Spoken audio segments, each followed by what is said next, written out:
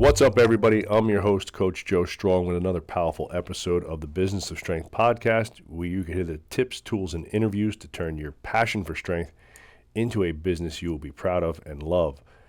Today, I have a special guest, Dr. David Kwon, right? Physical therapist from Next Level Physio.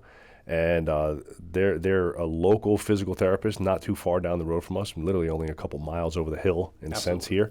And they're more of a performance-based physical therapist, and they're kind of taking a holistic approach towards return to play, movement, and getting people back to, let's call it a level of functionality that is consistent with living an active lifestyle, a little bit more than kind of just the normal like ice and stim and things like that. These guys are doing some really progressive stuff.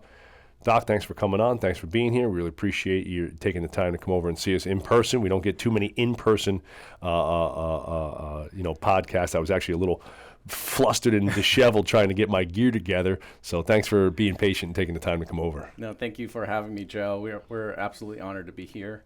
I'm so glad that I could come in person. We're just like down the road a bit, so really honored to take part. Thank you. Yeah, and I know you work with, one of your PTs comes here, is a client, and works out here, and obviously just being down on the gym floor for 5 minutes before we came upstairs, Alex, our director of performance, is a client of yours. So, Absolutely. So there's already, in a sense, a hidden synergy that we didn't even know about, which is great, right? Absolutely. Yeah, that's awesome. So, awesome. So, all right. So, obviously, Doc's here in the physical therapy game, and a little bit of a different setup than training gyms and private sector gyms. The biggest difference, and even though there's a trend, and we could talk about that, but the biggest difference that a lot of people see between physical therapy and personal training is the ability to use insurance. So a lot of times people will, we do have people ask a lot, like, oh, do you take insurance? It's like, well, no, we're a private sector gym. We don't take insurance for that, but some insurances now are covering reimbursing health club memberships and or gym memberships to a certain degree and so forth like that. I know talking before we hopped on, live was, kind of shifting away from insurance or moving out of network. Break it down for me. Why are so many physical therapists moving away from insurance or moving away from network insurance? And what are some of the benefits and or reasons that trickle down to the consumer? Like, why is it better? What do you get as a consumer going to a physical therapist like yourself who's maybe at a network or taking more cash-based services as opposed to going to your in-network physical therapist and paying your, $25, $30 copay or so? So that's a fantastic question. And this, I think the biggest kind of question in there is, what exactly is physical therapy? People through the years have experienced physical therapy in different forms and shapes. But the profession in and of itself is definitely evolving. 20 years ago, I got into physical therapy about 20 years ago. Mm-hmm. I've been in the field for about 20 years, and from when I first came onto the scene, it looked a certain way. It looked like the very traditional in-network, 4 patients an hour, hot packs, cold packs, stim, ultrasound.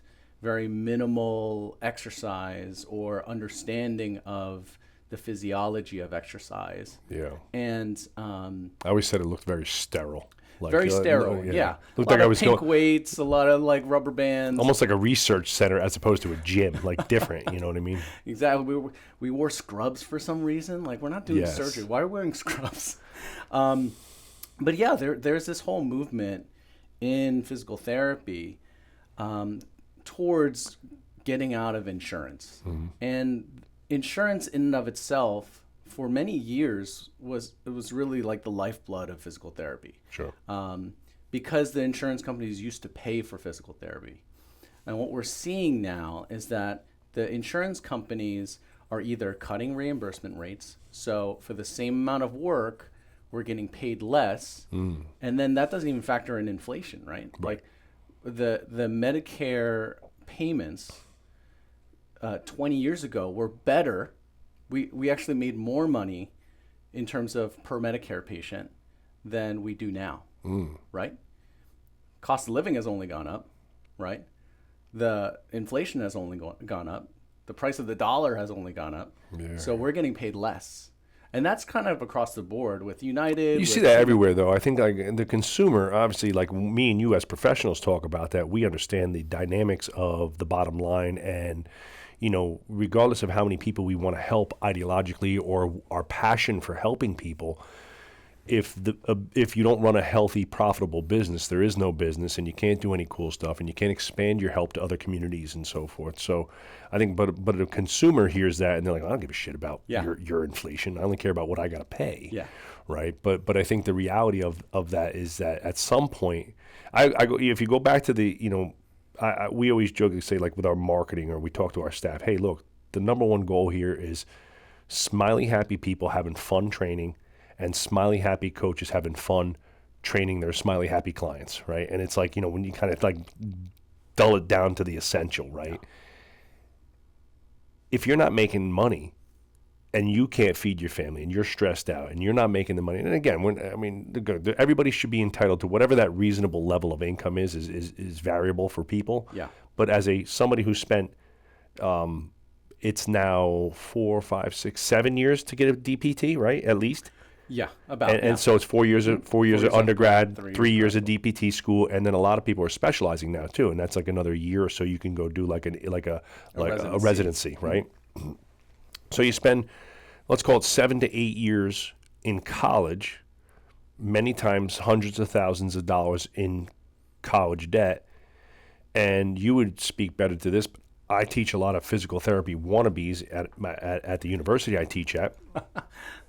And I don't think they realize that you're going to go to school for all this money and you can spend a lot of money, and then your entry level job is still somewhere in that 55 to 65K range. So the likelihood that you're going to pay back $350K in debt with a $75,000 job is pretty small, right? It's going to take you a really long time. Yeah. So there has to be some reasonable expectation of earning above and beyond the six-figure mark, and especially as the business owners, right? It's like, all right, well, if I'm taking all the risk and my name's on all the debt, the leases and the liability, if I can't walk away with enough money to have a nice, comfortable life, and this isn't like, a career that can sustain a family, what the hell are we doing here? Yeah. It's like I just go get a job. I go get a job working for a union, or go get, no offense to them, but go drive a UPS truck, get my benefits, my pension, and kind of call it a day, right? Some are making pretty good money right now. Making great money, yeah. Right? And so what does that do,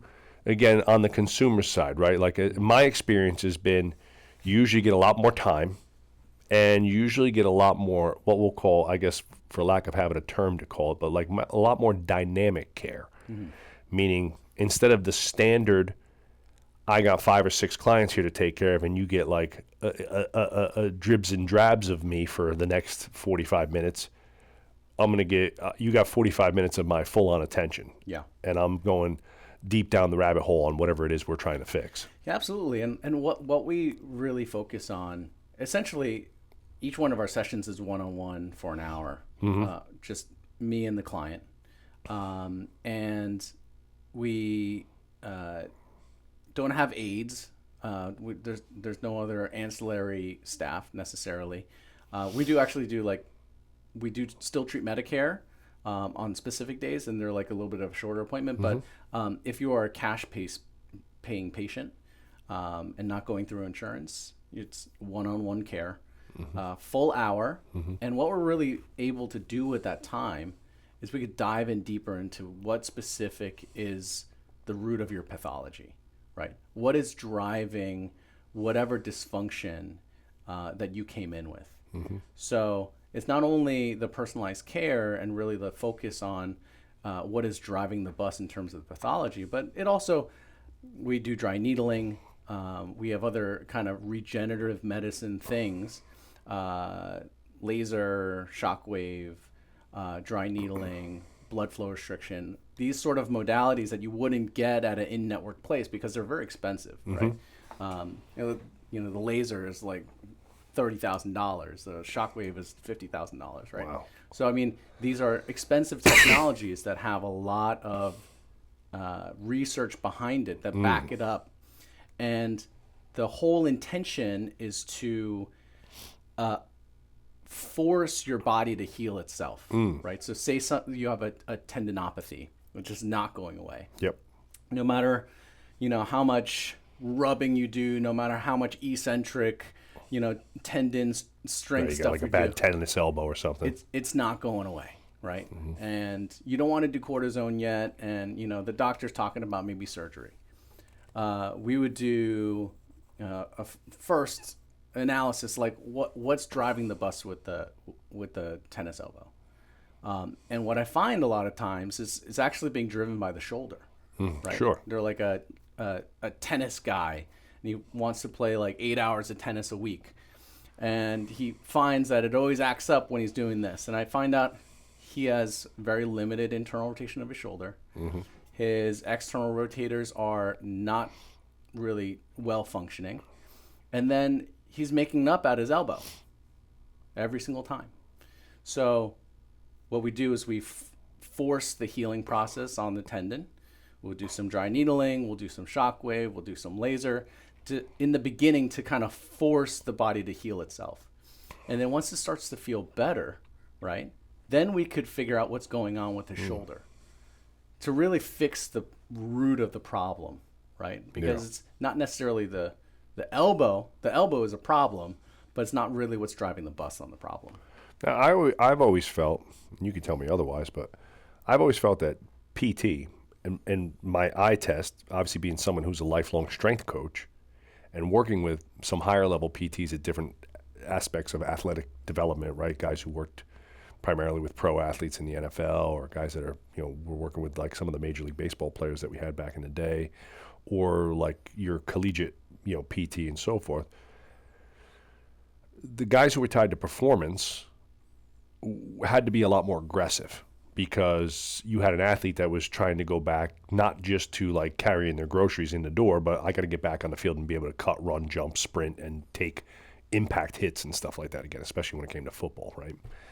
So I was always under the opinion, like my eye test, when I went into physical therapy offices, and this is part of the reason why I remember speaking to Jerry and going in there, and the gym, it looked like a gym, and it was loud music, and like he was working out, and I was like, all right. And I was like, rehab should look like training. Yes. In my opinion, should not look like this sterile doctor's office. 1,000%. And so if I come to the PT and do like a spot check on you guys gonna be there with your khakis and collared shirts and shit, Doc, or what? Are we in there like with some Tupac and Metallica blasted? Well, we get after it. We get after it, definitely. Maybe the geriatric population will put the kibosh on the Tupac, but yeah. So I mean, I came up during a time that was kind of the changing of the guard in the rehab world. It was I came out of PT school in 2010, and it was like the Kelly Starrett, Supple Leopard, really understanding movement, and it was essentially like Gray Cook, and it was basically the transition of physical therapists. I love Gray, but functional movement screen ruined training for about a decade. Jesus Christ. But it was during this time where we're kind of transitioning from, the cookie cutter understanding of what physical therapy was, and really trying to understand it from a strength coach perspective. Sure. Right? How do we drive adaptation? If I'm saying that your hamstrings are weak, and I give you a hamstring ball curl, and that's all I give you, right? We're missing the boat, right? We're not getting an adaptation at that point. We need to think, when we hire PTs, I tell them, I want a physical therapist that thinks like a strength coach first, and as a PT almost second. Yeah. Because you have to create some progressive overload, some progressive training. You go from a floor base to a hard, you like, let's call it like an ABC kind of tiered. We go from this easy exercise that's just getting the muscle moving to something harder, and then looking at the different, joint angles. Are we hitting the belly of the hamstring, the top of the insertion, or the origin? Like what part of it are we working more? 100%. More hip flexion, more knee flexion, stuff like that, right? Depends a lot on what's happening with the development of specifically of like a hamstring. We're talking Yeah, about that. and I've told this to my students. I've had a bunch of students over the years, you know, in terms of throughout my career, and I tell them that if you are not if you're not active yourself and you're not programming for yourself, you don't really have a leg to stand on in terms of being able to program for other people, and really understanding how a program works. Like I have my CSCS. I've been programming for people for many years, and I think about it, and I tell my students that they need to first learn how to move, and they need to learn how to train before they could really feel comfortable working with athletes. Sure. And I've worked with NFL players. I've worked with Olympic level figure skaters. And the requirement is different, right? So, you know, I've worked with the 86-year-old grandfather, and I've worked with the NFL center, right? And the load is different. The exercises might be different, but the approach is the same, right? Yeah. The philosophy has to be the same. Sure. That's kind of, we say the same thing here. It's like, you know, how we train people and our philosophy behind strength training, exercise selection, that doesn't change. You know, the modalities change based on the stage of life you're in and the goals, right? You know, if you're a 55-year-old mom who hasn't seen the inside of a gym in 20 years, we're going to train you a little differently than one of our college athletes, obviously, 100%. right? And so forth. And we're going to work around that. But again, our approach to it, like you said, how we set up the workouts, how we plan your training, and how we progress your training over a period of time. Again, you might progress slower. You might progress with a lot less load or a lot less explosive power output and things like that. But like you said, there has to be a progression. At what point does, for you guys especially, because you're private, because you're taking cash-based, so in a sense, like, the people that are willing to pay cash, do you also see that they're willing to train longer and they're more consistent too? They're more motivated. Yeah, well, yeah. Right. The more they pay, the more they pay attention. In a sense. Yeah, I mean, it's every session they come in, it's costing them. Yes. Right. So time and money. Time and money. They're invested in their in their progress. Yeah. So usually my patients have some specific goal, right? Sure. Especially if they're paying cash. Look, I sign up for the New York marathon. Every time I get to mile 6, my IT band blows up, and I don't know why, right? So, you know, we take a video of their running. We took a full analysis. Mile 0.6. Yeah. The sniper comes out and shoots me in the ankle. My Achilles. Yeah. Yeah, and then we analyze like what is driving the bus with that individual. But a person like that is motivated by their goal, right? And you know, we're not a cheap option, right? And I kind of liken it to restaurants. Like we're not Arby's, we're Houston's, right? We're Peter Luger's. Yep. We want you to get the best quality, best possible outcome through time and attention, but it's not cheap. It's absolutely not cheap. So no, we're the same way, and I think, but also like, when you look at that, and again, one of the things that we tell our people too, hey, look, you know, if you had two choices, you got to go for heart surgery. Yeah. Say something more like a little more like, you know, let's call it like, you know, heart in your throat type of thought. But like, crap, I got to go for heart surgery, a major deal. And I say, well, over here we have our budget doctor. Yeah. and he just graduated school, hasn't done too many heart surgeries yet, but he's 50% cheaper. Yeah. Over here, we have world-class heart surgeon, Dr. Thomas Smith, and who's done tens of thousands of open heart surgeries. He's considered one of the best in the world. Lectures all over the world, training other world-class heart surgeons how to do surgery. But he's going to cost you double. Who we going with today? Double. Yeah, I mean only double. yeah, right. So but for some reason when it becomes, and I don't know if PT, because a lot of times you're getting people on the antecipus of pain. Yes. Right. So there is a little bit more of like physical and emotional pain leads to action. Mm-hmm. Where here I'm trying to get people on the other side before we get to the pain as more of a preventative. And I the analogy I use with fitness is it's kind of like investing. The reason why America is one of the most in-debt countries is because people make a certain amount of money, they go out and live their life and have all the fun they want to have, and then whatever's left over, they're like, shit, I should save some money. Yeah. Right? And then they invest instead of putting it away ahead of time. And they do the same thing with their fitness, right? And it's like, oh, I got the kids, I got the work, I'm so busy, I'm going to this, I'm going to that. And it's like, I don't have time for fitness. I was like, you don't have 3 hours a week for yourself? Like, Yeah. And it's like, no. And they keep kick the can. All of a sudden, that same 55-year-old mom goes to the doctor. She's got a BMI of 35, 40. She's 50 pounds overweight. Her doctor's like, your calcium score is high. You're pre-diabetic. Then they come crying to us. Yeah. What do I got to do? It's like, so, I think that there's always this kind of like, catch-22 in the realm of physical Saving's therapy. not fun. Yeah. Saving's not fun. And not all my patients come because they're in pain. Yeah. There's a lot of Or goal specific, like you said. Like Yeah, that would be like our athletes. yeah, they want to get better at running, Exactly. or they want to. Or make a They've varsity. had an issue in the past, and they don't want it to happen again. Yep. Because they sense that it's kind of happening again. Mm-hmm.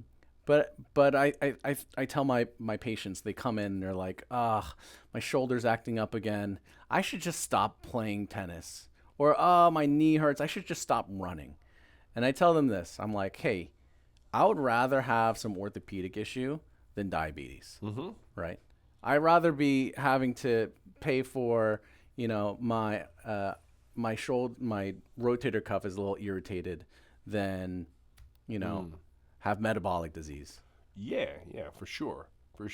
And look, I don't know, and this is a me thing because again, like for me, I try to, I'm a habitual acquirer of physical and skills. Like I like learning new things. I like pushing myself. I like hunting, fishing, hiking, biking, skiing. Like anything that has to do with getting out and doing something outside that's physically challenging, I love. Yeah. So like I always tell my clients, I say, look, the end goal, like whatever you enjoy doing, I'll ask them, like, tell me what you like doing. Like, what do you like doing? Like, what are some of your favorite hobbies? And someone might say, bike riding with the family, or hiking, or playing pickleball is a big one now, right? And so forth. And it's like, or golfing is another big one that we encounter. I said, all right, well, wouldn't it be great that when you actually retire, that you're fit and able to golf for the next 20 years in your retirement, and you could be like the grand poobah of your retirement golf community, and like Show 'em who's boss. Show them who's boss. Like you get like the big like gold spinner, like golf cart, and letting everybody know, and it says like grand champion, grand poobah, or some shit on the back. Like, wouldn't it be cool to be able to take your grandkids golfing at 80 years old and still like show them what's up a little bit, or like still have the resemblance of a decent game? I said, so the goal doesn't have to be like, people look at me maybe as somebody who's done fitness for their entire life, and it's like, oh, it's easy for you. I was like, bullshit, it is. Yeah, no. I said, I choose to make it a priority. My whole life I've done that. So of course I've accumulated a lot of mileage in a sense where my base level of fitness might be higher than your average 50-year-old who hasn't, but the reality is that it's a choice, right? But the worst thing that I think could ever happen to somebody is like you finally get to the golden years when you're supposed to, like, you work your ass off, you raise your family, you invest all your time, energy, and attention into your career and your family, and then you get to the point where you finally get to enjoy it time-wise and money-wise, but your body's letting you down now. Now you don't have the capability to go out and do that shit anymore. And how many people, like you said, I'm just going to not play pickleball because I'm hurt. Or in my case, I get a lot of people like, oh, I used to ski when I was younger, but then 50 pounds later, I'm afraid to ski anymore. And so, well, that sucks. Yeah. Skiing's awesome. Yeah. It's one of literally mine and my son, it's one of our absolute favorite things to do together. And it's like, man, I would hate that to just go away because of a choice, right? Because I didn't take care of myself.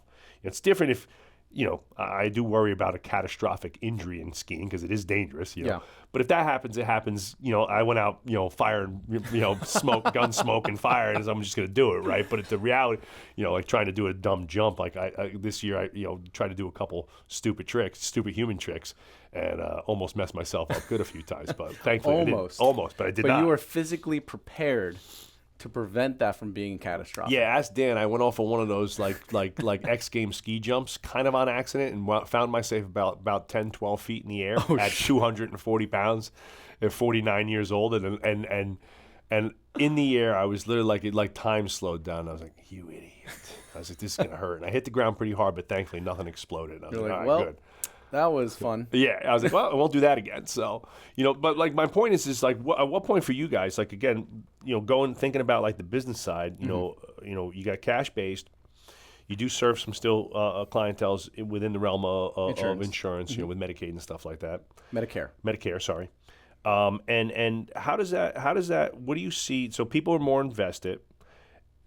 Do you see people kind of like now I'll stay on and train? When does rehab become training? Like, and do you guys have this like bridge program like where if I was prescribed from my insurance, they would say you got 16 sessions, you got 20 sessions, you got whatever, and I'll run out of my insurance, and then a lot of people, I'm assuming one of the reasons why PTs hate it is like they're like, oh, my insurance ran out, so I'm done. And it's like, well, your insurance probably ran out when they felt like they were going to stop paying, but you probably need another 20 sessions. Yeah.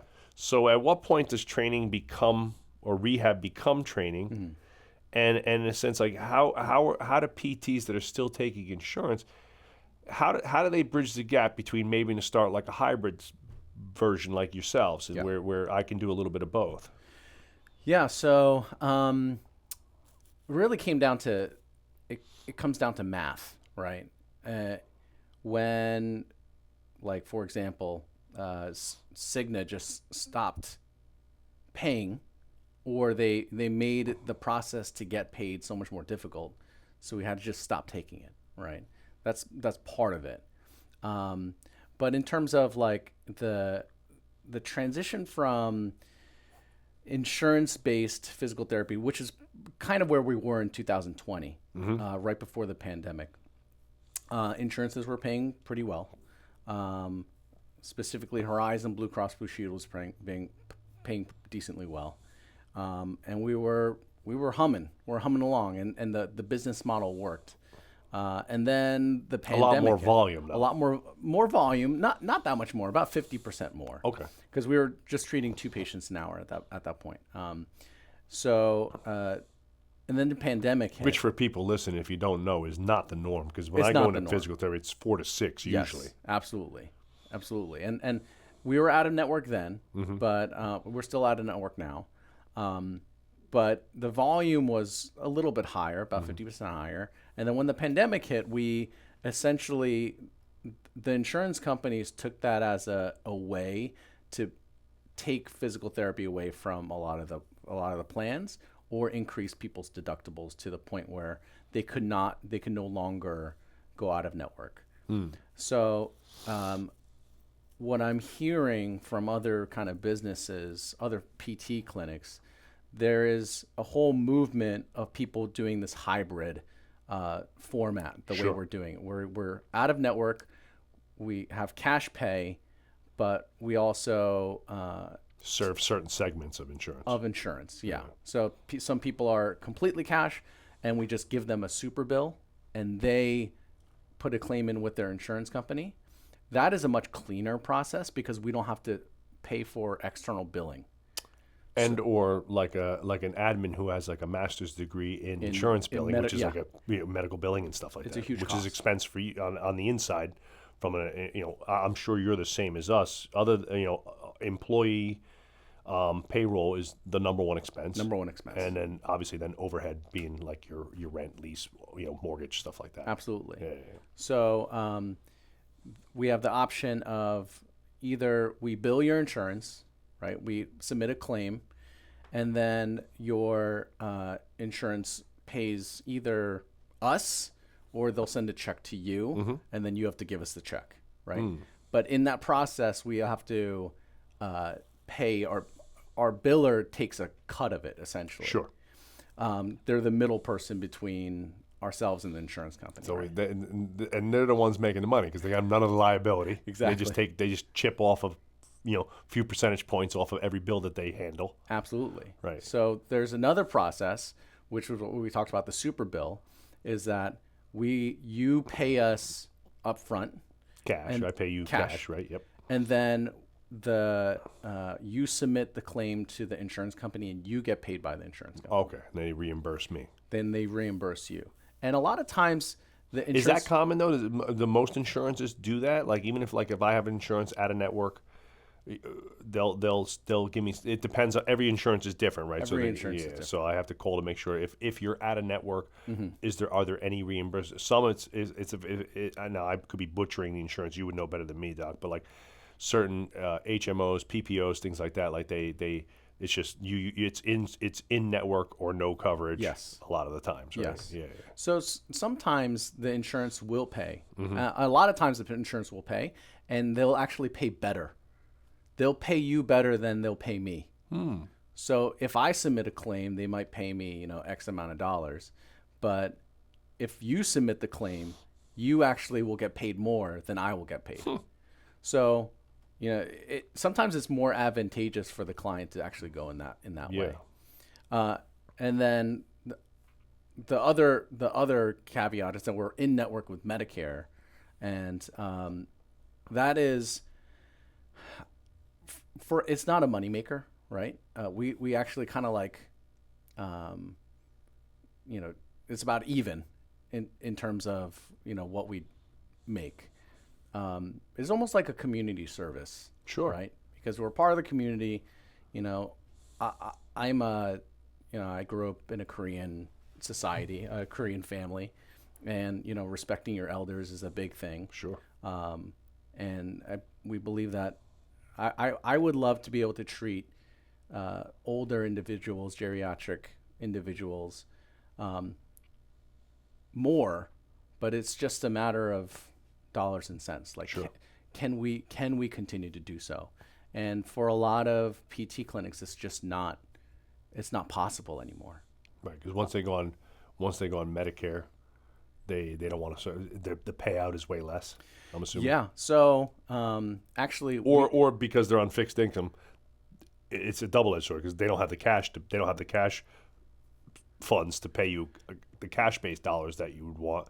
So Medicare, so they just say, well, I for every Medicare patient I take, I can't take a cash base, so I'm just not going to take them.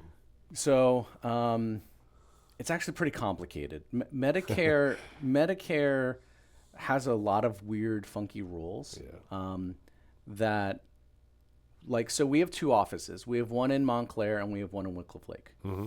The office in Montclair, we just actually stopped taking Medicare, and those patients that are on Medicare after we stopped taking Medicare are not legally allowed to pay out of pocket for physical therapy.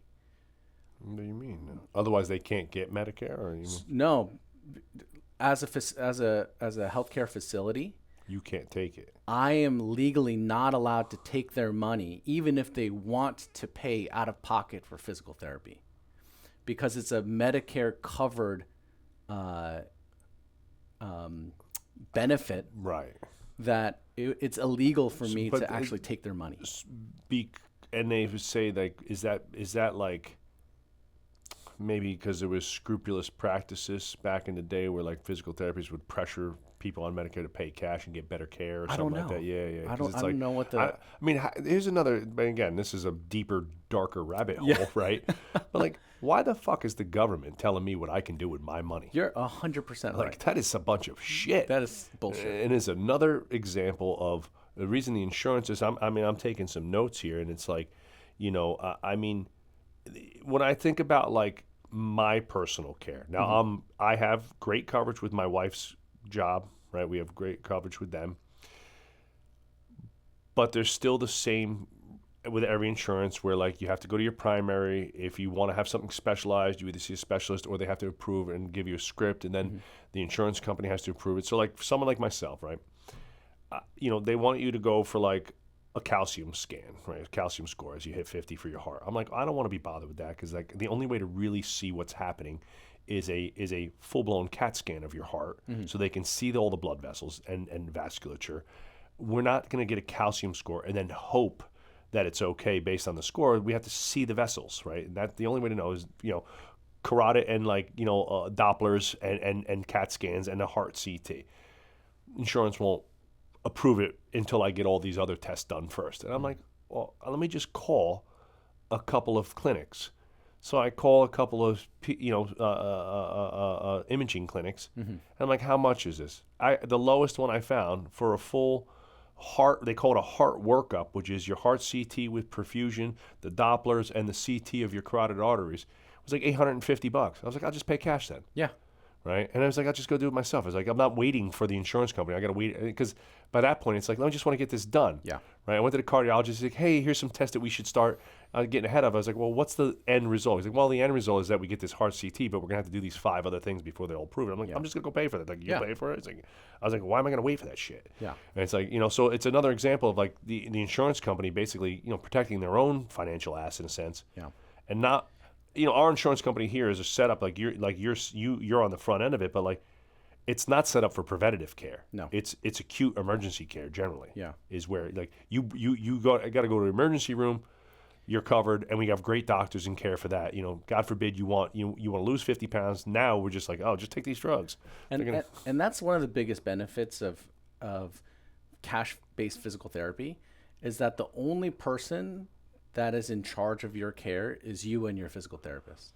There's no bureaucrat in Wyoming that's saying that you can't get more physical therapy because we're not going to cover it. Right. I've spent time on the phone with an insurance company talking about a kid that tore his ACL, and he was in week 7 of his rehab. Week 7, not month 7, but week 7, and the insurance company said that they were going to stop paying because he should be better by now. And I said, we're in week 7 of his... Define better. Yeah. What is, like, every kid's going to heal differently. And then I said, we're not even cleared to run yet. And this is what the lady said on the phone. They don't have to run. Their insurance isn't covering them to run.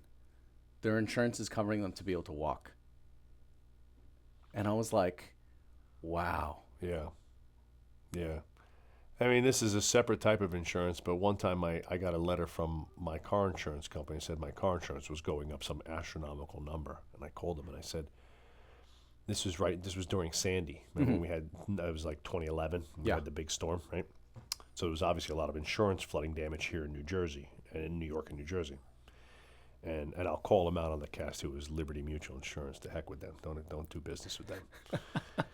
And the guy calls me. He says, I call them. And I said, hey, what's going on here? I noticed my insurance is going up like 50%. Like I didn't do anything. I haven't had a ticket, an accident. And I said, and like I'm a relatively safe driver. I think I've had 1 ticket and 1 accident my entire life. Yeah. And he's like, oh no, it was like a kid or something. They must not have given him the script yet. Yeah. Because he was like, well, I was like, well, obviously, with Sandy, the insurance companies have had to pay out a lot. So, we're raising everybody's premium because we got to collect more money. And I was like, wow, I wish I recorded that because that would be the best. Like if it was like this was before the TikTok days, I was like, that'd be the most viral clip on the internet right now. Yeah. I was like, so you're just basically admitting to me that you're just overcharging people because you had to pay out a bunch of money in insurance premiums. So you're just raising everybody else's premiums. I said, insurance is a scam. It is. It is. I mean, look, I'm sure somebody who's got, I just upped my life insurance and I'm literally sitting there to myself, I'm like, do I even need this?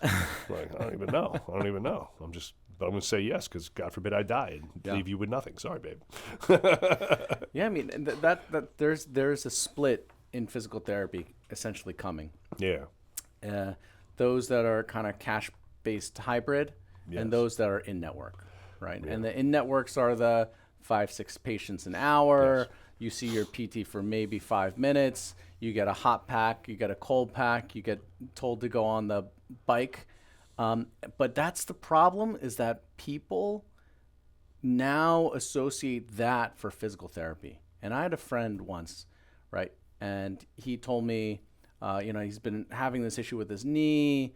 It's really been bothering him. Like he can't run. He can't really exercise the way he wants to. And he asked me, how much is physical therapy at my place? And I told him, we ran his insurance, basically paid nothing. And we told him, and he said, I've been to physical therapy before.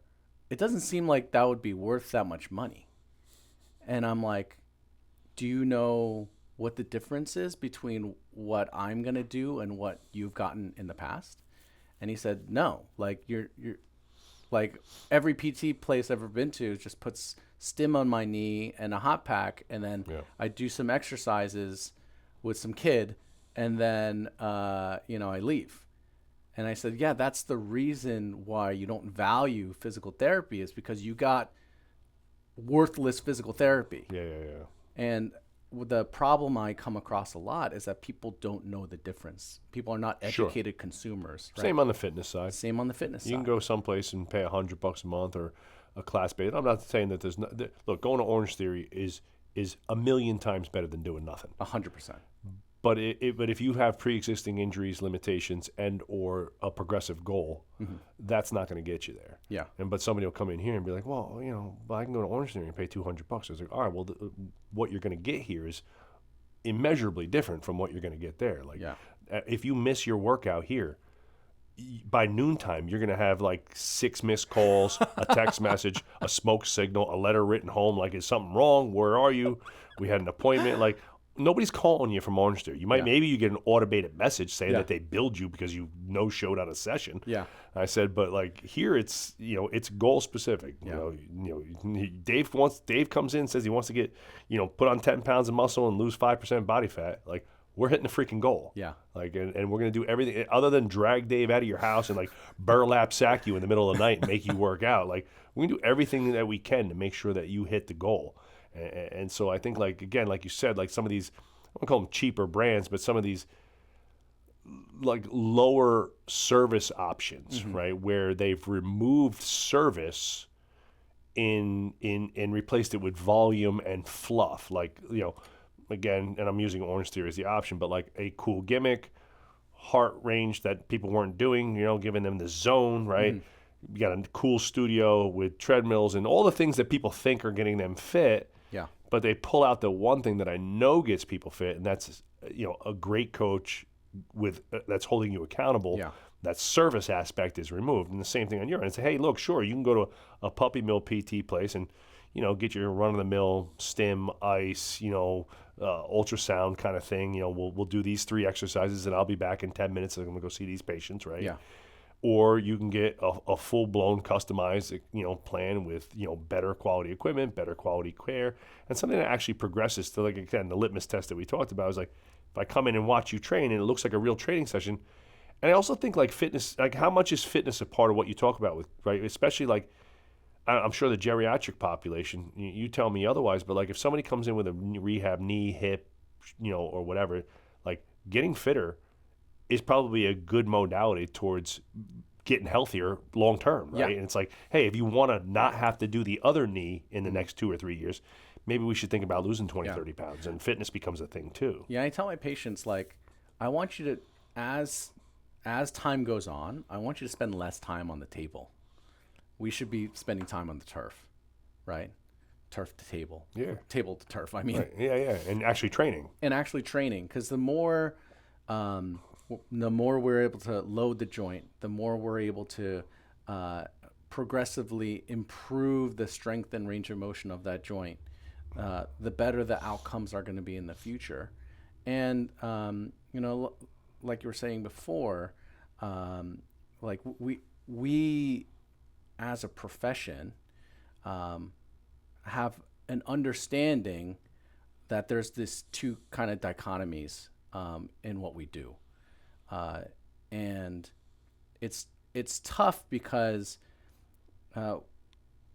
we don't know which side is going to win. Mm-hmm. The whole profession's in flux right now, right? Because of this, like, you're on the red side or the blue side. Yeah. Right? You're on the insurance side or the cash-based side. Exactly, and the insurance company's got trillions of dollars to throw at it too. Exactly, and the problem is, like, physical therapy has a PR problem. Yeah. People don't know what it is. People don't value it, and people really make healthcare decisions not willingly, right? Sure. Healthcare decisions are always kind of forced upon them. Mm-hmm. So, especially with preventative care, sure, people are even less willing to pay for it, right?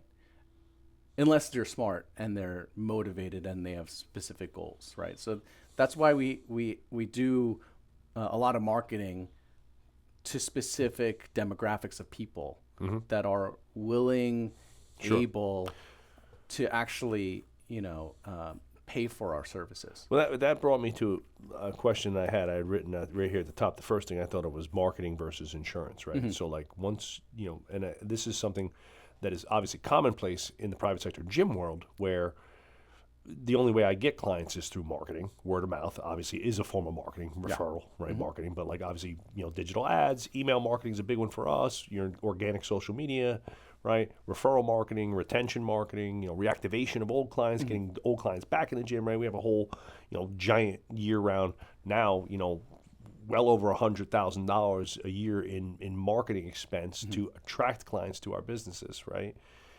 I think a lot of times the insurance is seen as hey, I get to just focus on what I'm good at, and that's being the doctor, right? Being the care professional, and the insurance company gets me cheap leads in a sense, right? Once you take away the insurance, was that like an eye-opening experience for you guys in terms of, hey, we have to run a different business now in terms of marketing, sales, and now we have to have real marketing, a real sales funnel, and we have to do a little bit more to convince people that this way is actually a better way? 1,000%. Like the past 5 years has essentially been like a crash course in business school, right? Which was not the skill you went to school for all those years, exactly, right? It's like exactly. During the pandemic, we kind of had to make a decision, like in terms of the movement, the direction where's we're this moving. going? Yeah. And it used to be that most of our leads came from word of mouth. It came from past patients, and like just being in the community, right? Having a relationship with this place or that place, and people would come in because the barrier to entry was much lower, because insurance was paying for most of your care, right? There were a lot of people that were being seen that had a $20 copay or a $10 copay, and they were used to paying nothing. And now, because of the shift in terms of the way insurances are going, the barrier to entry is much higher, right? So now we have to rely on different avenues in terms of marketing that we never really had to rely on before, such as, Facebook ads and Instagram ads and targeted marketing to specific people. We have funnels, we have systems in place, we have sales systems in place in terms of how to reach that specific person and how to best convert that person to come in. Yeah. Right. So those systems have essentially been worked on over the past 5 years with a lot of mistakes. And I think now we're starting to come into our own in terms of understanding of how to run these systems. I think of like an old meme, how many doctors does it take to screw in a light bulb? Yeah. So how many doctors does it take to Run a business? Run a business. Yeah. It's like, I mean, it is true because I mean, and it's, I'm sure if you haven't, it's a great book for you to read, Doc, The E-Myth, right? If you haven't read that book, but it's a great book, and it talks about going from, becoming the technician to the tactician, Yes. right? And I think that's a normal case for a lot of people that are growing a business and have, maybe you're of the same cloth as myself, but the high, if you will, that I used to get being on the gym floor, crushing people every day, seeing athletes hit PRs, seeing my adult clients lose 20 pounds, right? I used to get really excited over those types of things. Those let's call those physical PRs on the floor. Well, now I'm getting excited about the PRs we hit in the business and the PRs I see with my team, and like seeing a teammate like Alex, who we were talking to, really get a lot of praise and accolade from some of our athlete community and some of the coaches in the community that have come back to me personally and said, "Hey, look, like you were great, but she's way better with the young girls, and they just buy into what she's saying, and they really really like being around her and stuff like that." So to me, I get the same type of high from that type of stuff now, growing the business and seeing the expansion of our brand and being able to go into other communities and maybe move into a great community like like the next gym, right? We're planning the next one, and it's like, hey, we get to go into a new community and we get to bring our brand of results-based fitness, help a whole bunch of people. Over the course of a decade of being there, we'll help thousands of people in the community improve their fitness. And that trickle-down effect is probably tens of thousands of people who, found fitness, found a way to do fitness that was right for them with us. And then, as you see, probably, mom or dad decides to come in. It's usually mom, right? It's probably 70% mom. Mom decides to come to the gym, right? Brings in the kids, winds up getting dad in at some point in time, and now the whole family's living healthier. Or the other side of it for us is like mom and dad bring the kids in. Mom and dad are circling around the gym for a few years, spinning their wheels, and finally they see a 6-week transformation email, and they're like, you know what? Maybe I should do that. Yeah, maybe I should do something for myself, right? So we kind of get this great thing, but that doesn't happen, if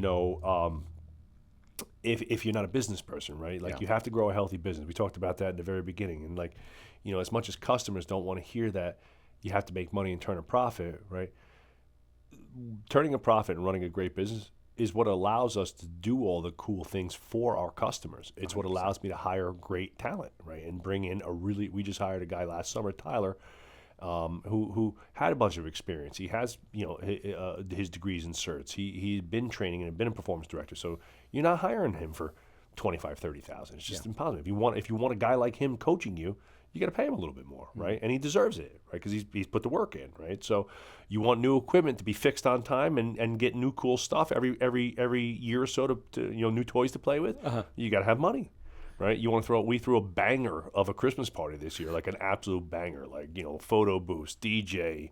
We somehow fit a giant Winnebago bar truck in the gym, right? We literally rolled it onto the turf, right? It was thousands of dollars, right? We invited the entire community. Had over 120 people here, right? That doesn't happen if you're piss broke, right? Yeah. Running a business that's on fumes, right? Yeah. So here's a great question that I have for you, on the business side, because this is something that's popped up in the gym world. Obviously, we know there's a lot of gurus, right? There's a lot of gym business coaches out there, right? We're one of them. Suckers, right? But I think what makes us unique and kind of our unique differentiator is that we're actually living it, doing it, and still scaling and growing our gyms, where a lot of guys who go down the guru route pull out from their gym. They got one gym that did 500K, and now they're telling people how to scale to many locations and stuff like that. It's like, all right, I don't know if I want to listen to you. I see a lot more. I see a lot of people popping up on the PT side. Yeah. How do you guys, A, have a business coach, B, what are you seeing in the realm of coaches coaching other coaches, and how viable do you think that is on the PT side so far? I know one guy in particular, Paul Go, who's like kind of like the guru. He's like one of the bigger guys. Now I know him personally, and I know he's an exceptional business guy and marketer.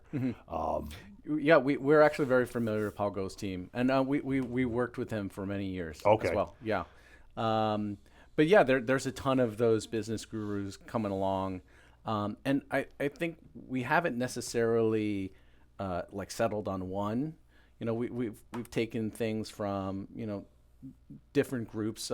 We work a lot with the Hermosi team too, to try to figure out what are the constraints that are causing us to maybe not be as efficient or financially successful as we want to be.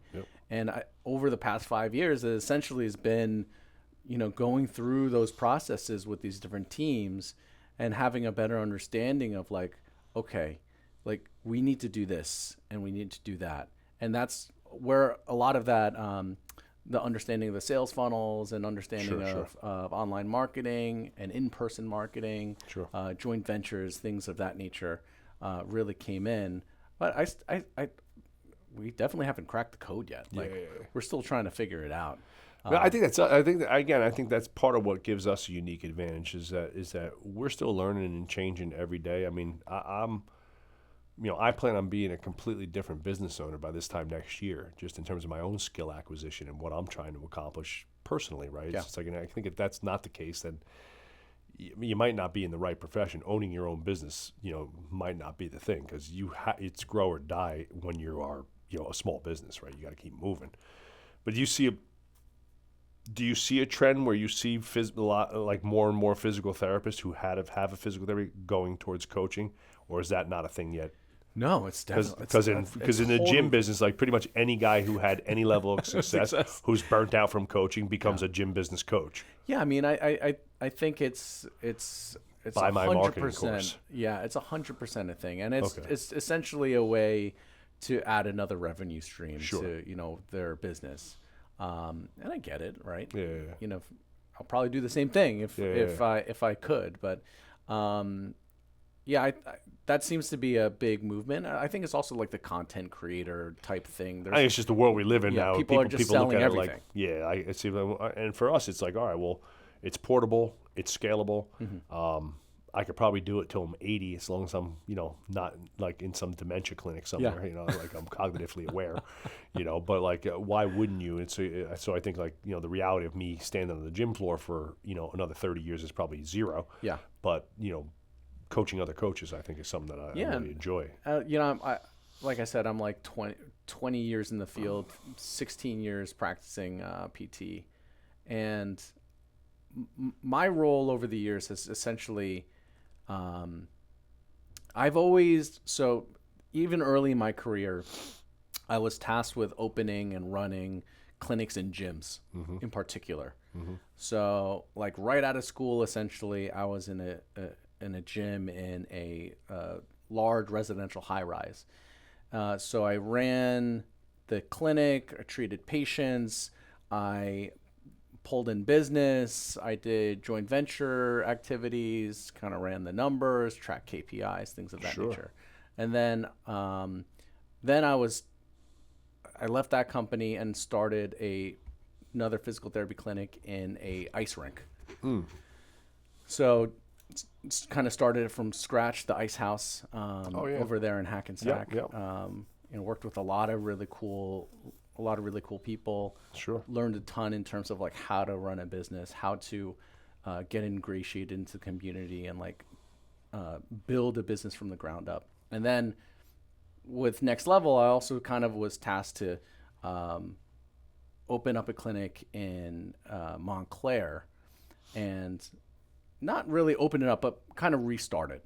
So I learned a ton there. And in each step, what I learned is that you need to be in the community. Sure. You need to be a member of the community that's actually helping and contributing, right? And it can't be transactional. It can't always be transactional. It can't be tit for tat. You gotta come at it with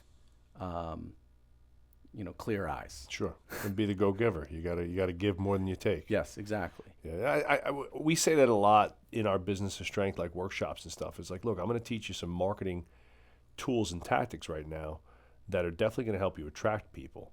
But don't lose sight of what made you a great small business. Before you had 200 members, you had 50 members who loved you, and they were like your first 50 raving fans.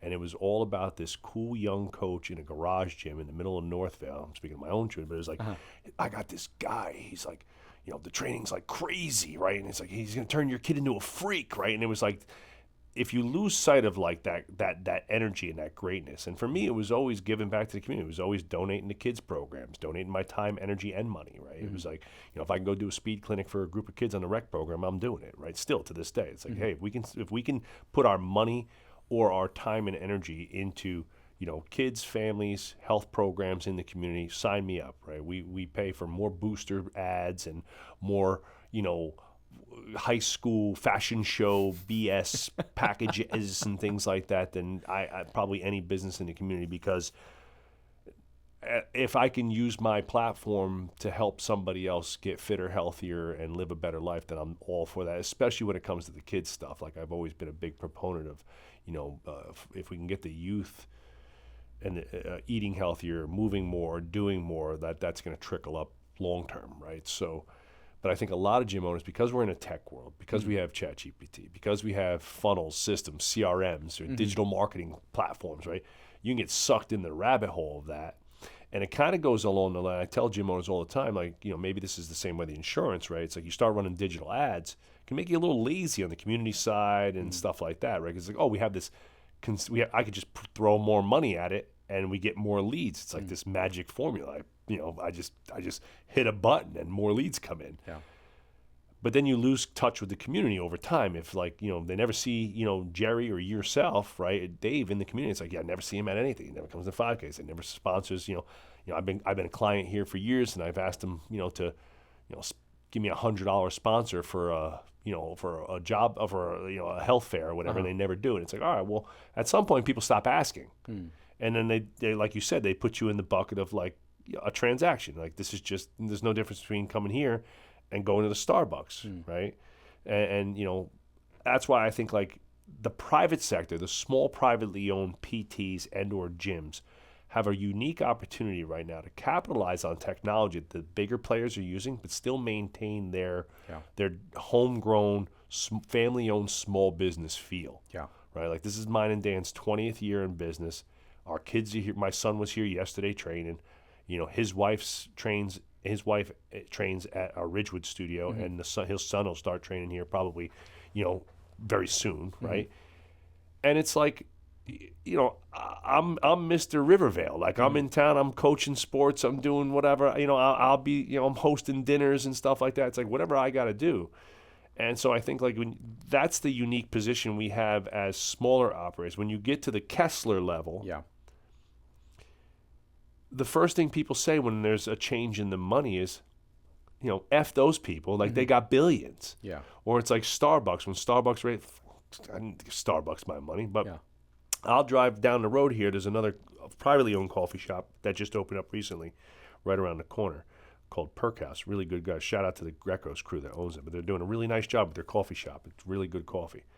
I'd much rather go there. I will drive 5 extra minutes out of my way to give them my $5 for a cappuccino as opposed to going to Starbucks, right? And I think like you're starting to see kind of a full circle moment. People are really looking at health and wellness as a experience, as a lifestyle, doing more stuff with your community, even thinking outside the box for you. Like, my marketing brain is spinning on the PT side, but it's like, doing a run, doing a hike, sponsoring a High Rocks team. Like, why not? Why not as a PT? I think that's mostly been like gym specific stuff. Like, you see lots of gyms doing High Rocks training. I don't know, marketing High Rocks, hey, doing a High Rocks, doing a High Rocks over the age of 40, need to keep it glued together. I'm doing my first High Rocks May 30th, right? Now, I'm relatively fit, but I still got to train hard. Absolutely. By the time I get to the finish line, it's going to be duct tape and bubble gum. I'm going to be like MacGyver, man. Like, I'm going to be wired together by the time I get to the finish line. So I might be coming to see you guys in the next couple of weeks to get some tune-up sessions. But like, that's kind of like, again, like what you said, like once you lose touch on the community and the building process, now you're just another corporate, faceless kind of brand. Yeah, every year we run the Pascack Valley triathlon. Yep. And all the money and the proceeds go to a local food pantry. That's great. This year, actually, we did a Boo Bash to raise money for the Pascack Valley girls soccer team. Oh, cool. Is it Pascack Valley or Pascack Hills? Well, if you're Woodcliff Lake, it's Hills. It's the Cowboys. I think it's Hill. Okay. Either way, it's the same school system. We're donating money to kids, damn it. Yeah, it's the community. Yeah, if you're listening, don't get all picky on me. But yeah, we definitely are trying to get involved as much as possible. And for us, it's a big part of why we got into this business. Like, physical therapists want to help people, right? Yeah. That's why we got into healthcare. We want to change people's lives. Sure. And that's our main motivation. Sure.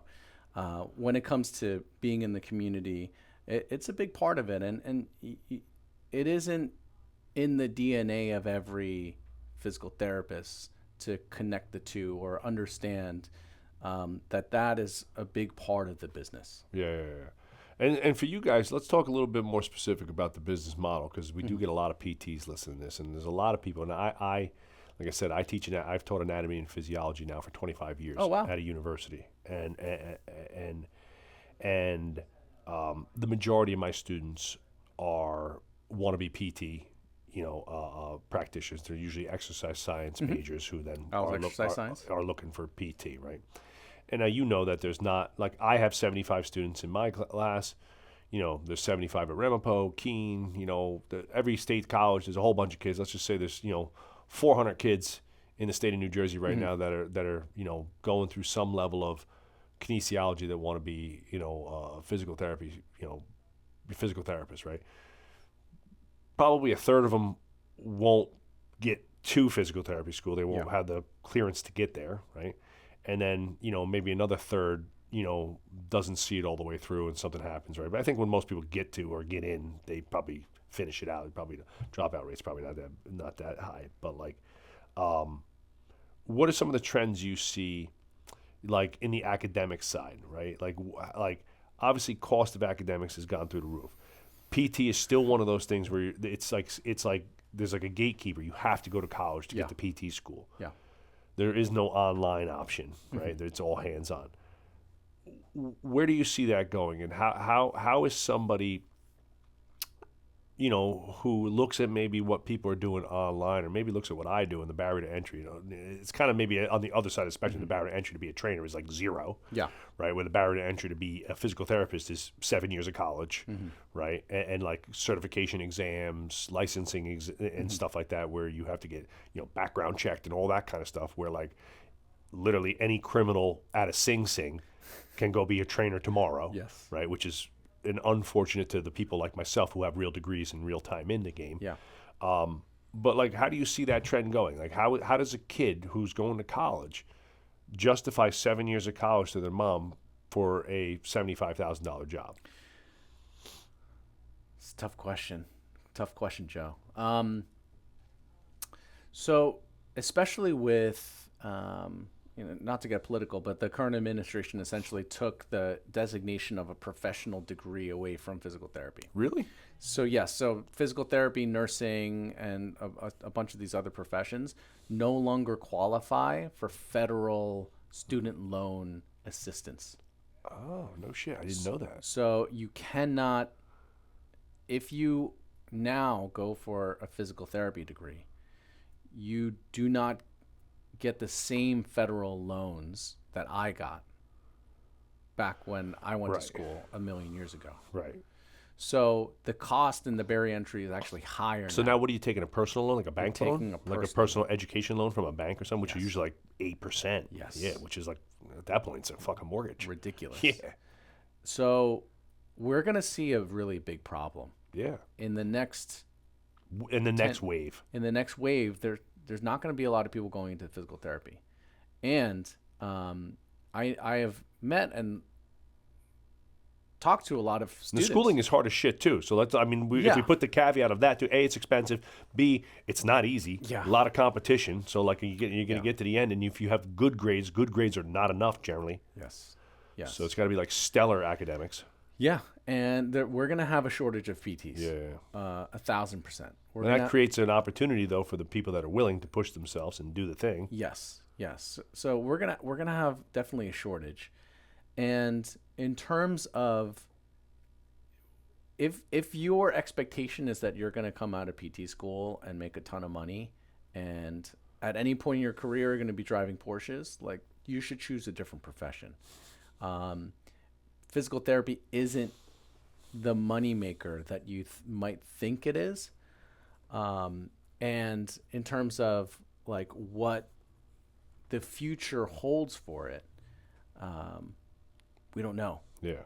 Especially with this dichotomy happening in terms of the split between. Right. Are the insurance companies going to start putting some real pressure on the litigators and like the lobbying, government to change the rules or whatever it is, like make it almost like where you're forced to take certain insurances if you want to practice things like that, right? Like certain hospitals, if you get state funding or government funding, you have to offer these services and take these insurances. Yeah. It's like they lock your hand, they give you the golden handcuffs. We don't know. Yeah. We don't know what is going to happen to the profession. So I think a lot of us in the profession are like holding with bated breath, like to see what happens. I would say similar in fitness. Who knows where all this AI and like, is there going to be like a Coach Joe, Tesla bot on the floor in 5 years where it's just like, hey, today's your day. Let's have a great day. I really don't think so. I don't think so either. I don't think so. I think both of our professions are pretty safe from AI and robots, but in terms of like our professions, it's so relational. Yes. It Yes. And if you're talking to a robot, you're not going to have a relationship with that Fitness robot. and pain and or the outcomes of fitness, meaning for you, your people that are interested in doing like a New York City marathon and stuff like that, that shit's emotional. Yeah. When you're in pain all day and you're miserably hurt and your back is killing you or your neck is killing you, that pain is emotion. Yeah. Right? When you've been, overweight your whole life and you're uncomfortable in the way you look and you kind of have never worn a bikini or a nice or like taking your shirt off at the beach because you don't like the way you look, that's emotional. Like that's a really emotional thing. So, I think like people need other people to help them through those emotions and to help them with the everybody's, humans are their own worst enemies, especially when it comes to preventative care, right? Yeah. We would just kind of kick the curb, right? Yeah. So it's a little worrisome now, me being on one end of the spectrum on the student side with teaching a lot of students. I am a little concerned because I do see a dramatic drop in what we like to call GSF, give a shit factor, right? And I just mean like, I don't see the same, like when I hired Big Mike years ago as an intern, he was a student of mine at school. He was so passionate. He was wearing powerlifting shirts every day. He would stay after and ask me questions. He would bring in his training programs. I remember sitting after class for an hour, like sifting through his, training programs. He was already competing in strongman and powerlifting. He was 20 years old. He had already been out to a bunch of other gyms and did like mentorships and stuff like that. And I was like, man, this kid's passionate. And Adam's the same way, right? Reason why they're working here. And when I see it today, I'm like, how many people are, like a 75 students, how many people are working as like in a PT clinic? You want to be PTs? Like how many people are working? Like two people. Like, what are you doing? Part-time job, this, that, and the other. I said, all right, well, it's great. Everybody needs to work. You need to make money, right? I get it. Maybe the local ShopRite is right around the corner from your house. I said, but if you want to be a physical therapist and you've never done it, and are your mom and dad PTs? No. Okay, well, how do you know you like it? How do you know you love it? I'm like, oh, it's a good job, right? Most people just like, it's like, my parents think it's a good job, it'd be a good career. I like sports. It's like, all right, well, you should go get a summer internship or go volunteer at a PT clinic and tell them you want to shadow every Friday for a month and you'll volunteer and you'll help out, do whatever. But go stand on that floor, pour your energy into a dozen humans or more a day and make sure that it's something you really love doing. Because, everybody think like you came into my gym today and said, wow, this place is amazing. This is beautiful, right? And thank you. I appreciate it. We worked really hard to get here. But a lot of people come in and like, this is exactly what I want to do. I love this. I want to open up a gym like this, and I want to be a strength coach and coach. I want to coach professional athletes. And I was like, all right, well, and they can't make it through the first month of the summer internship program. It's like, look, saying you want to do it and like dreaming about training Tom Brady and LeBron is one thing. But when you got to stand on the gym floor for 12, 13, because the first year you come in, it's not no 9 to 5 job, right? You got to work. You got to work your ass off. You can stand on a gym floor 6 days a week, 10 hours a day or more, right? And it's it's not LeBron. It's Lenny and his wife and their 2 kids. And Lenny and his wife can't do shit, and the 2 kids can't walk and chew gum yet, right?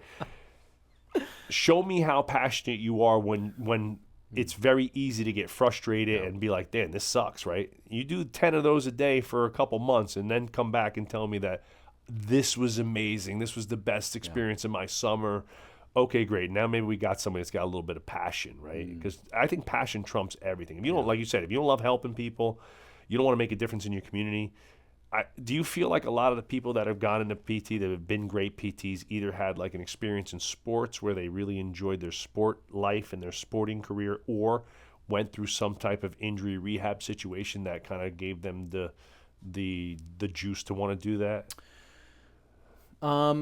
So I mean, I never experienced physical therapy growing up. As a athlete, I wrestled. I did track and field. Maybe didn't have the greatest hand-eye coordination, but I was athletic in a sense.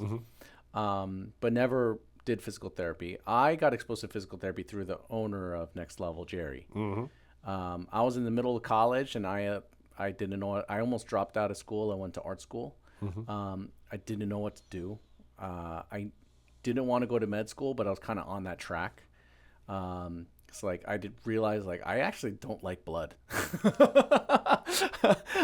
It's probably going to be a bad situation. It's going to be a bad It thing. might be a problem at some point. So I did an internship at his clinic that he was working at the time, and I actually didn't like it initially, but I stuck it out. I got to meet people, I got to talk to people, and I realized, hey, I think I really do like this. I think I really need to be around people. I like to see people make progress. I like to see people reach their goals. I like to see people get stronger, healthier. Sure. And that wasn't necessarily on my radar for a long time until I did the internship, until I saw it firsthand. Yeah. I knew it in concept, but I didn't. So I think that's a very good piece of advice for your students. Yeah, I think I did an internship every year of college, and I got lucky that I had gyms and stuff that were willing to take me in. So I did 4 internships in college each summer, and then when I graduated, I was doing my master's. I was already working pretty much full time by then. But those were invaluable experiences, and like anything, like I don't know, like I think we're in a time where everybody's searching for their passion, right? But I think sometimes your passion becomes like what you do repeatedly and you get good at, right? Like same type of situation. Like I've always loved training. I've always loved sports. I've always thought about, when I was a kid, I thought about owning my own gym, but I had no idea what that even meant, right? Yeah. So it's ironic that I actually got there. But I was on a path like you. My family was thinking like, hey, you got to go to college, get a real job, like this personal training shit. Like that's not really a real job. Like you can go be a physical therapist, go be a doctor. I was on a similar path. I was molecular biology major. I was taking my MCATs. At one point I was like, I'm going to go for orthopedics. The only reason what stalled me out a little bit and just changed the course a little bit was I got a grad assistantship to do my master's. And I was like, all right, do I stay, get a free master's degree, right, and or get right to secondary school, which was going to be PT or med school. I stayed and did the master's degree, and then during that time is when I really solidified like I said, my passion was. I said, man, I can make way more impact, and I was always been a little bit of a bludgeoning entrepreneur too, and like with that I was like, all right, like I think I could do this, and then in a couple years when I have a couple bucks, I'm going to open up my own gym, and then in a sense like. When you own it, the amount of income that you make is kind of only unlimited by the limitations you place on yourself and how much you want to scale and work and how many shops you want to open up, right? And like you said, it kind of becomes a math. Once you get the model down pat, it kind of becomes a math problem at that point. How many customers do we need to hit this economic dollar number? And what are we doing to keep them? Like, how do we keep people in the door, right? Stuff like that. So it just becomes a math model. So it took us a long time to figure out the math, right? But the reality was at that point I made the switch to, I went all in on the gym thing, and that was it. But I think a lot of people are like confusing like that, like this passion, this thing is just like there's going to be like a star that just comes out of the sky and like hits you in the head. It's like, oh my God, I found my passion. Yeah. Well, just do something long enough and you'll get good at it, and you'll probably like it a little bit more. Nobody likes shit that they're not good at, right? Yeah. Like if you don't ski and I take you skiing and you fall down the mountain 20 times, you're gonna be like, skiing sucks, right? It was like, well, yeah. My wife was like a year or two ago, was like, maybe I'll ski too. You guys look like you're having so much fun. Maybe I'll learn this. I was like, you just stay in the lodge. I was like, if you fall at 40, at that time she was like 48. I'm like, you fall at 48 years old, break both your damn legs, like it's bad for everybody. I was like, me and Antonio are going to be living in like loincloths with like no laundry. Like it's going to be a disaster. Inside 2 weeks, it's going to be like, the Hunger Games inside our house. Like, forget it. Lord of the Flies. Yeah, exactly. I was like, Mom, we need you. Like, we need you healthy. You do a lot. I was like, so I got a couple questions on the gym side. Yeah. Doc, like. Just do you know what the time is? 2:53. Oh, okay, perfect. Right? Perfect. So I got a question on the gym side, right? And so where are the gray areas? So I see a lot, and we preach a lot, like we have what we call our EMSR, emergency response protocol that we have here, right? And safety protocols. And one of the things I teach to my staff is obviously, don't prescribe or teach or pretend to know how to prescribe or teach something that you're not qualified or licensed to teach, right? But I see it a lot in gyms all over the place where prehab, and warm-ups kind of look a lot like rehab. And I do see a lot of times people leaning on their personal trainers for advice. They're like, hey, my shoulder's been bothering me. What can we do? And I see them in there digging it out and doing some stuff like that, or, prescribing them a care and whatever.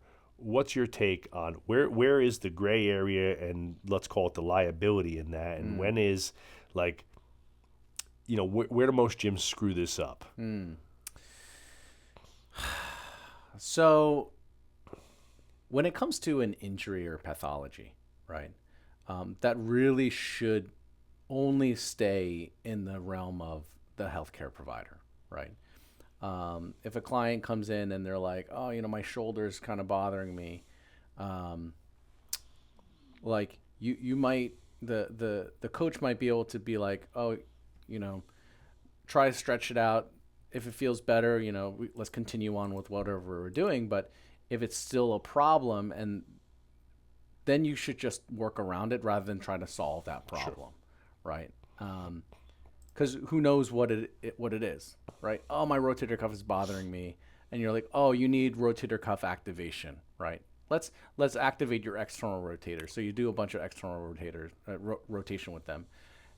It was actually a torn rotator cuff, and then all of a sudden it snaps. Yeah, it snaps, and then who's liable there, right? The coach that prescribed a rotator cuff rehab exercise. No, the gym who owns the coach, who owns the client. That's who's liable. Exactly. Yeah, so nobody's suing the coach. They're going to sue the business. Yeah. Exactly. So I think there's a lot of coaches that have all the best intentions. Of course. They want their clients to be healthy. They want their clients to be able to exercise. But if there is, in the presence of pain or a possible pathology, it really should be addressed by a medical professional. Sure. And in terms of the liability of, themselves and the facility that hires them or employs them, it's best for their best interest and also for the client's best interest. Sure. Right. And again, this is maybe a little bit more of a human psychology question, but it's like, most people are like, oh, it's fine, right? Or oh, it's not that bad, right? Because again, a lot of people kick the can on pain for a while before they want to go get. Maybe I don't feel like going to the doctor, right? Or he's just going to tell me I'm going to need an X-ray and I got to go through all this bullshit. I won't do it, right? So they'll show up to the gym 3 or 4 times and kind of grind through it, right? Where like what we teach is kind of like we call it 2 strikes, not a third, right? You come in twice with the same injury and it's gotten worse. Get him out of here. Dave comes in, my shoulder's bothering me. I'll do my quick little routine. Or I'll say, hey, we'll lay off it today. Let's not do any pressing movements or whatever. Next time you come in, man, my shoulder's killing me. Like, I don't know. That's it, dude. You got to go see somebody. Like, I can't just keep prescribing you fitness without knowing that something's not just going to blow. Exactly. Right? And like the last thing I want you doing is going and picking up a dumbbell and your bicep tears off the bone. And now you're upset at me because I didn't send you somewhere. So. And that's where our relationships with gyms work. Right? What should that look like? So, like for example, Alex has referred people to us in the past, right? Alex has a relationship with the client. Alex knows this client in particular and says, Bill's usually not a complainer. Like he usually doesn't have, issues. And if he does have an issue, like he'll be quiet about it.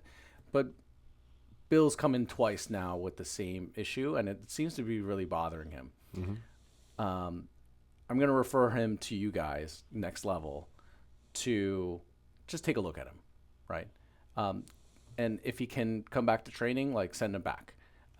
If he can't, like let's figure out if we could address it, right? So on our end, what we're not looking to do is be like, oh, you're ours now. You're our client. You're not going back to Varsity House. Yeah. My whole goal is to get Bill back here so that he could train, so that he can live the best version of his life, right? It's great. I also got a new client that trusts us and believes in our process and has an understanding of what we're trying to achieve. And we have an understanding of what they're trying to achieve. We have an understanding of what Varsity House is trying to achieve. So that relationship in terms of trust and communication, I would communicate with Alex and be like, hey, Bill is presenting with this, and I'll of course get clearance from Bill to make sure that it's okay for us to disclose medical information. But I would say I'll text Alice and say, Bill's presenting with some just mild tendinosis of the rotator cuff. He's good to do X, Y, and Z. Let's avoid A, B, C, and then have him go back to training, kind of work around it in these ways, and then we'll check back in 30 days or whatever. Yeah, exactly. So that's how our relationship with other gyms have worked in the past, and I think that open communication and trust, that the client knows that Alex has his best interest in heart, right? The client knows that I have his best interest at heart. I know that Alex has the client's best interest at heart, right? We're really working together for the benefit of the client. Sure. No, that's great. And I think like a lot of, I think like, I don't know, I think like a lot of gym owners think adversarially. Yeah. You know what I mean? And they think like, if I send them to you, that's an hour that they're not paying for me. And, mine has always been like, look, fitness, people are, although there's lots of similarities and crossovers, what we do is vastly different than what you do. Very different. And most people probably aren't going to come 4 or 5 days a week to you to get fitter. They're coming for, again, if my knee's been really screwed up, I might come 3 or 4 times a week for a series of sessions, but it's not going to be this year after year, 10 years of coming 3 times a week 100% to next level, right? If it was, then we're doing not a good job. Right. We're not doing a good job. So yeah, different model, different business, but I think it comes back tenfold in terms of like goodwill credit, where Absolutely. you did the right thing by the client, and now they know that you did the right thing. Yeah. And like, hey, that could have been a bad injury had you continued to X, Y, and Z. I'm really glad that, Joe or Alex or whatever sent you to us, because, that tendon was hanging on by a thread. It's like, good thing you got here when you did. It's like, hey, we actually have to refer you out to an ortho now. And it's like, oh shit, like this was way worse than I thought it was going to be. And it's like, thanks for, not just being a meathead, Joe, and like just being like, shut up and get down there and do your push-ups. You know what I mean? So I think like, I think what's like, again, we go back to, where do I see the industry going in the next like 5 or so years? I do see a lot more synergy. I see a lot more people pairing with PTs, gyms and PTs working together to create more experiential, overarching healthcare solutions.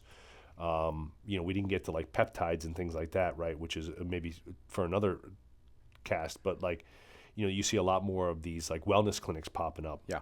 And I do kind of see like this conglomeration of that, where there be gyms working with let's call these different healthcare clinics for like hormone optimization and stuff like that, physical therapy and orthopedics, and kind of maybe not under one roof. Some of them are doing that, but as you know, those places become pretty tough to manage from a business perspective. Yeah. Having too many chefs in the kitchen. Yeah. In a sense, right? Yeah. Everybody, but finding great community partners and synergistic businesses to work with, I think will be a lot more prevalent in the future.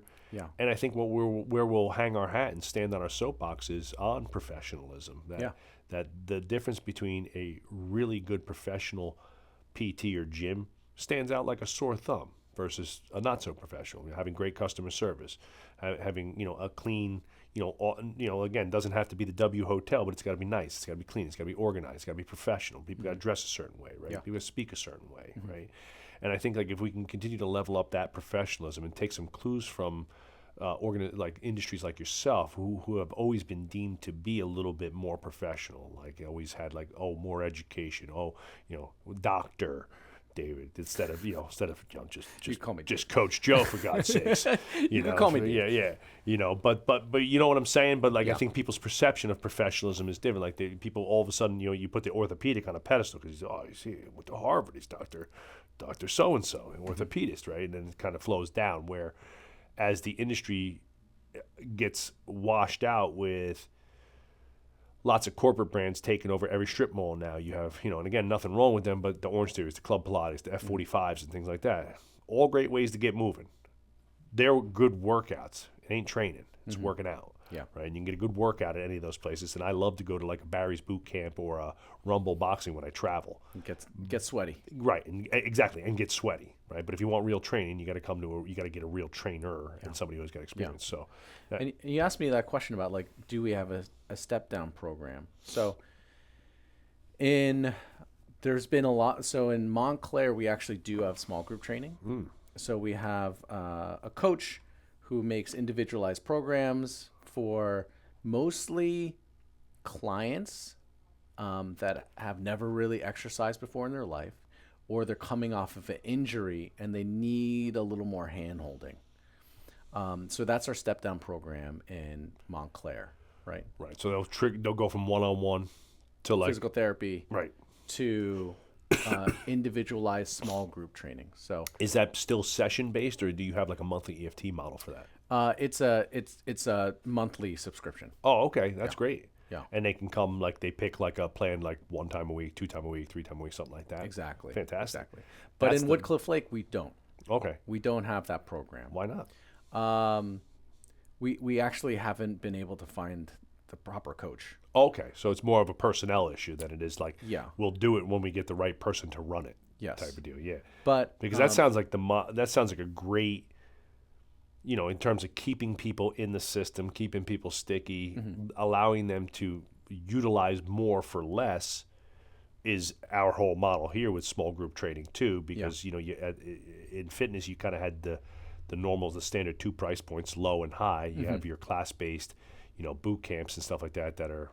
If you look at like the high end of that, that's like CrossFit, like 250 and below, and then the high end one-on-one training could be $1,000 to $1,500 a month, right? Yeah. So there was nothing in that $400 to $600 range where it was like still customized, still getting a progressive plan that was written for you, but not crushing your wallet. You know, if a mom and dad wanted to train here, like there's very few families who are going to dump $3,000 a month on training. So yeah, and in that vein, right? We don't have that system in place yet. So, I mean, I would love for us to be able to partner and be like, hey, you live in Oradell, go to the Varsity House in Oradell, and train with them, because I know the Varsity House people. right, you know what you're getting. We know that we could trust them in terms of your individualized plan, because you're coming off of a shoulder injury. I don't want you to go to Barry's boot camp and all of a sudden they're doing thrusters and then you screw your shoulder up again. Right, you just get thrown into a class of 30 people. Exactly. Awesome. Doc, this was great. I'm really glad we had the opportunity to meet and connect. We can go on for hours. I got a lot more, but I have some great questions. And it's the start of a great relationship on both ends. So thanks for taking the time. Tell people where they can get in touch with you guys at Next Level Physio. So we're Next Level Physio. We're located in Montclair and Woodcliff Lake. That's New Jersey for everybody who's not from here. New Jersey. You could find us at nlphysio.com. And we have our different clinics on the website. Okay, great. So check out Next Level Physio. These guys are legit. We've been sending clients to them for a while. I know they're really, leading the way on cutting edge techniques and trying to be, let's call it the better side of PT in our area for sure and beyond. So, Doc, thanks so much. This is the Business of Strength. We hope you enjoyed it. We'll see you on the next one. Appreciate it. You got it.